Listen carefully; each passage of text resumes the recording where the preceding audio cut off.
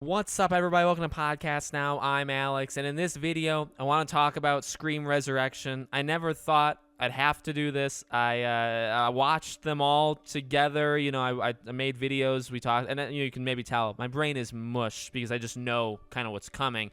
I watched season 1, I watched season 2 of MTV Scream, and I really did enjoy them. We made reviews of them, and hopefully you guys have checked those out. And then I was like, I don't want to watch this. I remember, and I wasn't even going around talking about Scream all that much at all when this thing was playing out, but I saw it on social media, and I saw fans' reaction that it was complete and utter garbage, and so I knew what I was getting myself into, and I watched it, and I thought it was one of the worst things maybe I've ever seen in my life. It was god awful, and I'm gonna try to give it. A couple things I do want to say.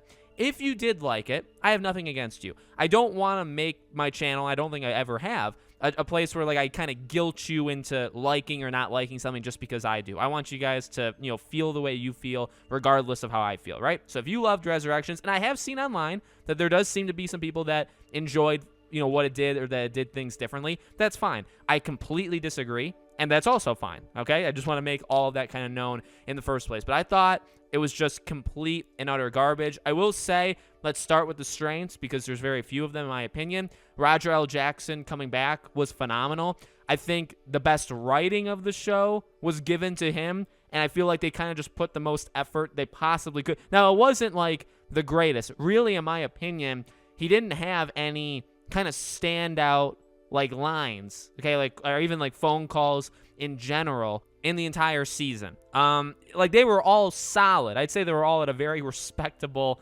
level, and I would honestly say maybe in a way better than what MTV Scream 1 and 2 season 1 and 2 did, just because you get the original voice back. He sounds really good, like the way he sounds, and you can kind of he's got more of effects kind of behind him, more distortion than I think he ever has before, at least until Scream 5, which it sounds like it's kind of the same thing there as well. So I really, again, I really liked it. I thought it was solid writing for him, but there was, there was a couple, I guess, moments where it's oh, this is cool, but nothing that was this is game changing. Nothing that even stood out in the way that, and I've said this, MTV season 1 when Emma calls the voice, and it's the the alarm company, and he fools her into thinking, that it's just a normal person for a couple minutes, and then he does the whole Billy thing where he messes up, and I love that. I mean, I thought that was a very standout. There's a couple, I'd say, in each season, a couple really good standout performances from that voice, and I don't think, even though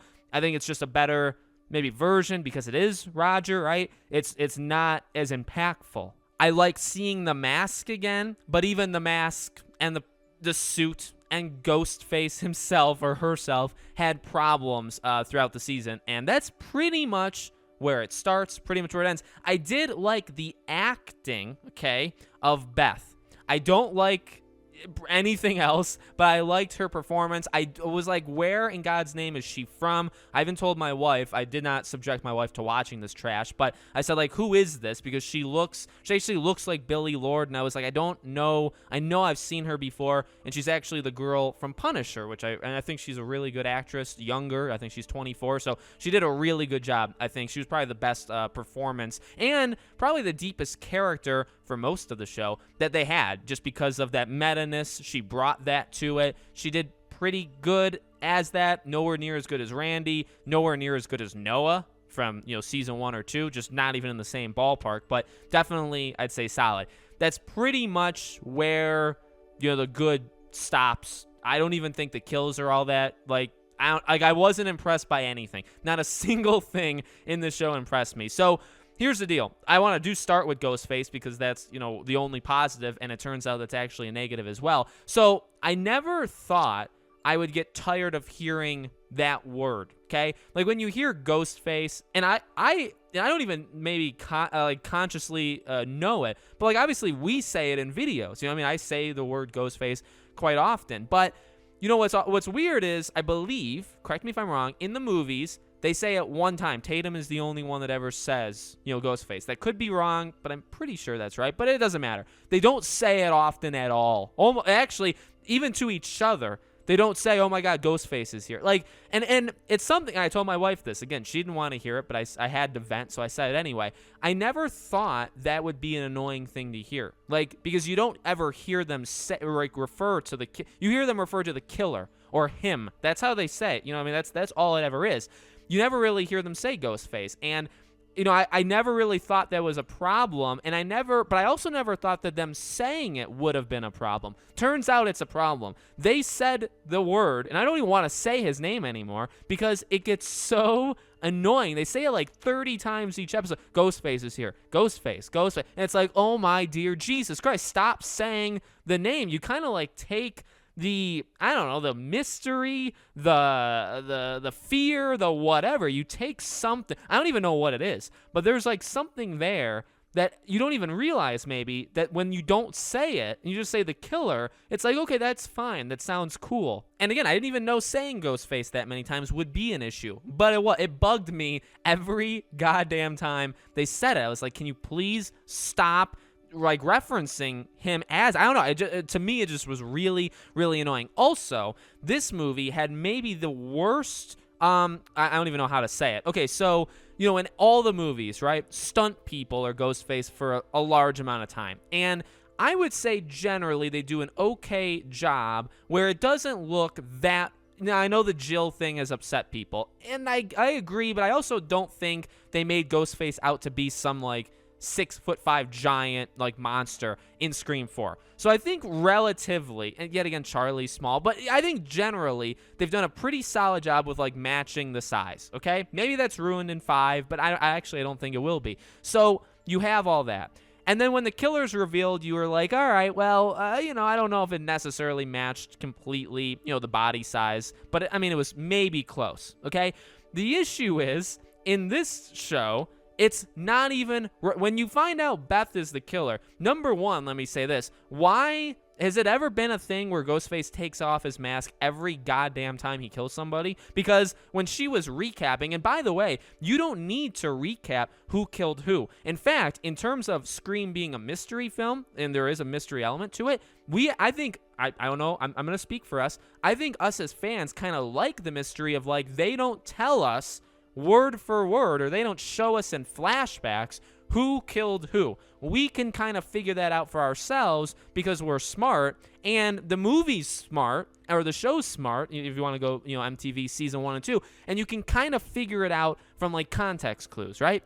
I don't need to see every single time somebody killed somebody, but the show, Resurrection, for some reason, felt the need to do it. So we see every single kill. I think at least that was Beth's, right? And we see all of them. And then another annoying thing is every single time they had to, and actually, no, this is with Jay too, they had to take off the mask. Even when he throws, and I don't remember characters' names, the first kill, when he throws the guy down and he gets like impaled, he took his mask off, like to look at what, to confirm that he fell on something. Are you out of your mind? Why would you take your mask off in that situation, by the way?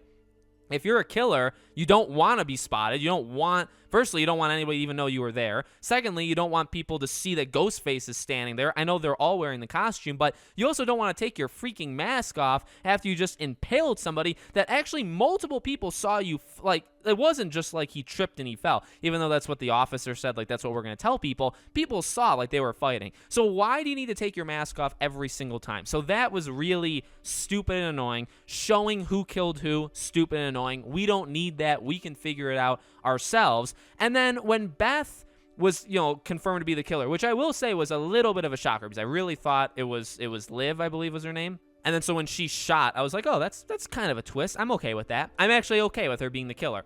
But the thing is, though, then she, for some reason, she's found out. You know, they know who she is. And she decides to put on the mask and suit again? And then she takes it off and she's like, it's hard to see. It's like, you don't need to get that meta. I'm sorry. You don't need to go that. And did you just do that for that one joke? Is that why you did it? Because I don't really think that's good enough. But like, she had to put the suit on. But the thing I'm leaning to, and it's taken me 4 minutes to say it, when she has the suit on, right? Because she puts the whole outfit on, she's got the mask. I am going to assume, I haven't seen behind the scenes stuff, but I'm going to assume that's actually her. She is so skinny and small. It's ridiculous how skinny and small she is. And you can even tell where the mask is, and like the cloak or whatever that goes over, like the robe, the part that goes over her head, it's so narrow because, she's a tiny girl, and like it looks nothing like the ghost faces that were going around, throughout the entire season. So I think this is one of the most, glaring. It's so bad because there's just such a difference between what we saw and then what it actually looks like. And then don't even get me started about the motive for it. I mean, I would say Jay's was like solid. I do actually want to make a video maybe soon talking about like which motives were the best.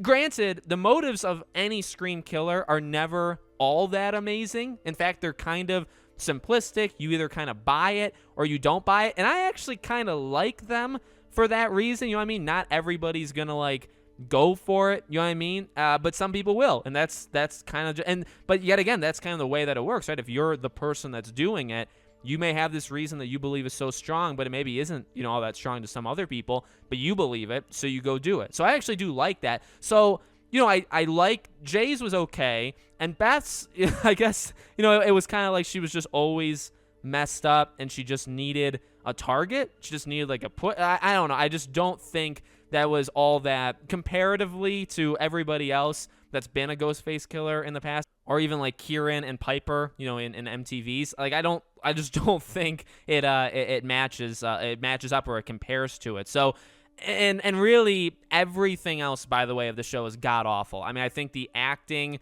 is really bad. Jay is I really do not care. I'm never gonna meet these people on the street, by the way, so it's never gonna come back to haunt me. I don't think the acting is just truly. I think Beth is really solid, and I also think Liv was generally solid, just as kind of like a red herring the whole time. But I don't really think Liv was like all that amazing whatsoever. And I think everybody else was just pure garbage. I really there's in terms of acting, I just don't think it was good. I don't necessarily think they were like the worst actors of all time, but I just don't think it was anything special. The writing obviously didn't help them. The story did not help them because there's just nothing here. Who in God's name thought that this was a good idea? Who sat there and said, what we're going to do is we're going to reboot, maybe not a lot of people watched season 1 and 2, and I don't think people did. In fact, I saw like the numbers to it. It obviously didn't have that high of viewership. I hope it comes back. I think it will, but I get why you would have maybe canceled it. But who thought that this 6-part disaster was a good idea? So you replace everybody, right? The entire cast is different. The showrunners, the directors, they're all different, and which good, because I don't want these people ever working in Scream again, or maybe in general, and I don't want to blame the people that worked on seasons 1 or 2 of MTV. I don't want to blame them. Thank God that they have nothing to do with this, this pure trash. So these are like new people that are just dedicated to making this garbage. It's just so bad. It just doesn't. None of it flows. It takes way too long to get going. The mystery element of it doesn't really start till like episodes 2 or 3, which you could say is fine.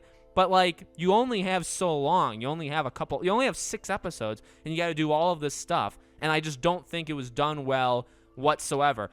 I want to be careful how I say this part because it maybe comes across wrong, especially for people that don't know me. The activism, specifically Keke Palmer, while her character I do think gets better and is one of the better characters by the end, she's maybe the most annoying and stupid. Not stupid in terms of like brain power, but just like poorly written. They're pushing things obviously in the show, which we'll talk about, right, that I've ever seen in my life, but definitely in Scream.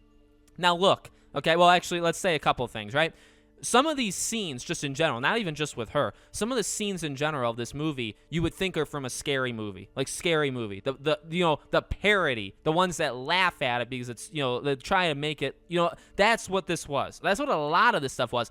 The fact is, one of the first encounters they ever have with Ghostface, they have him point blank with a freaking gun. And not only can the guy just not pull the trigger, even though he's a drug dealer and he's like a very scummy person, he does bad stuff literally daily, he can't pull the gun on a killer, on a literal serial killer that's standing directly. It's not like you're gonna miss. You will not miss.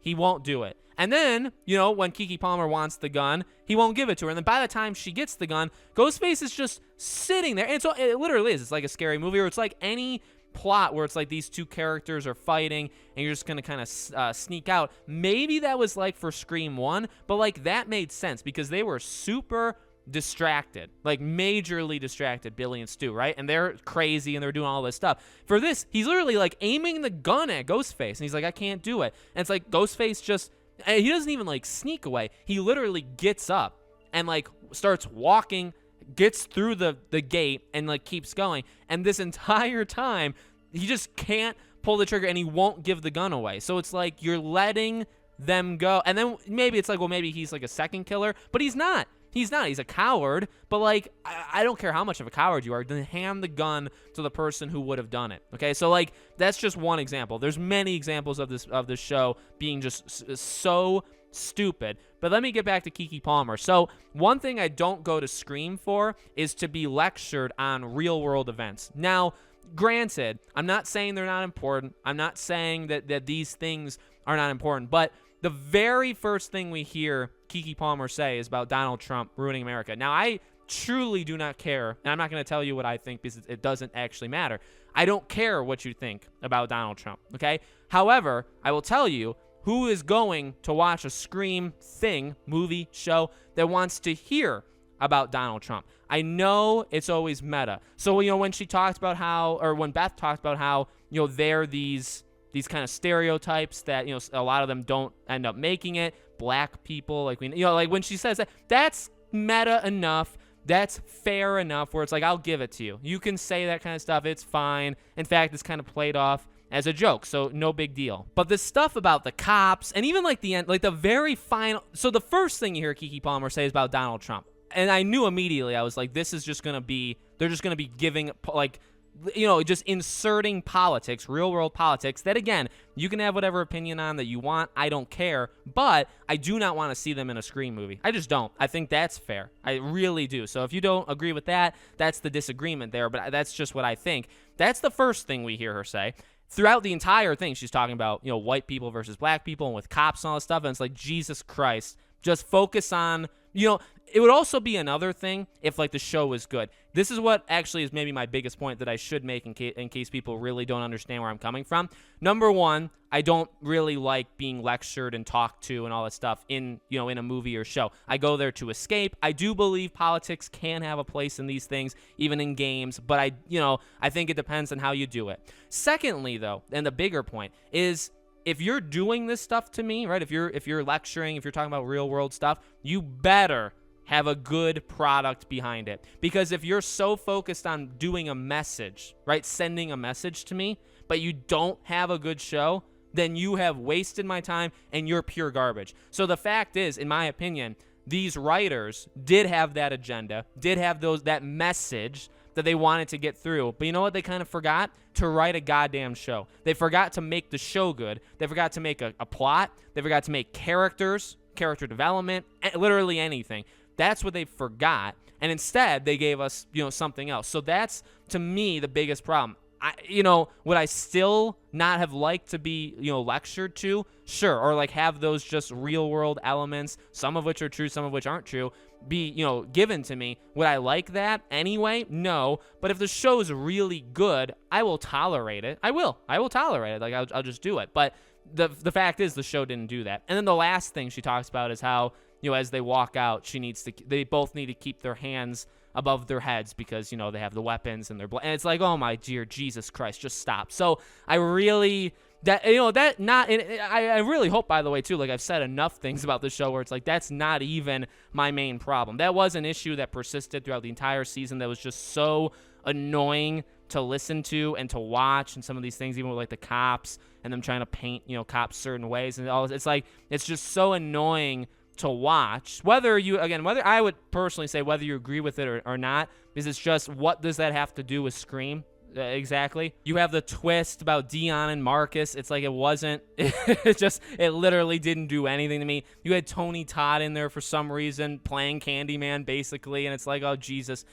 Christ. So I don't know. Everything in the show was literally pure garbage. I can't believe I even watched it, and I can't believe it happened. I can't, I would actually be, and I know I'm 2 years late to this because this came out in 2019, I believe July of 2019. I know I'm late, but like, I'm disgusted now. I hope people were disgusted back then that no matter what you thought of MTV's season 1 and 2, if I personally really liked it and I would like to see more. But if you didn't like it, fine. Did you really think this was an improvement? Did anybody think that this was the best thing that they could have done instead of maybe, and hopefully we do get this, by the way, with like season 3, like an actual season 3, making it short, really focusing in on those characters, making it a very solid like murder mystery or just a mystery in general, keeping it condensed, keeping it small because it got a little bit too far out, right? They expanded it too much for season 2. I would be fine with that. And I think that's probably what they should do. So like going back to basics, basically. This was not going back to basics. This was trying to do political messages disguised as Scream. This was, let's get Roger L. Jackson back to give some people, you know, some satisfaction. Let's bring the Ghostface mask, but let's refer to him way too much. Let's make characters that nobody care. I could not care less that anybody died in this show. Not a single care was given to anybody, the main character included. I literally do not care. So there's nothing redeemable besides the voice. That's it. And that's not enough to make me ever, like, I'm thinking I may watch season 1 or 2 of MTV Scream maybe again in the future, maybe to, like, now that I know who the killers are, just to kind of enjoy it again, or just to enjoy these characters in that show that I really, really did like. I will never in my life watch, you know, Resurrection again. Never. There's zero reason to. So very long review, and I'm sorry about that, but hopefully you guys liked it. Let me know what you guys think in the comments below. Make sure you guys are subscribed to the channel. Hit the bell icon so you guys know when all these videos go up. If you want to follow me anywhere else, I have a Twitter. I have a second YouTube channel. I also have Patreon and YouTube memberships. Links for all of them are in the description below. Thank you for watching, guys, and I hope to see you all on the next video.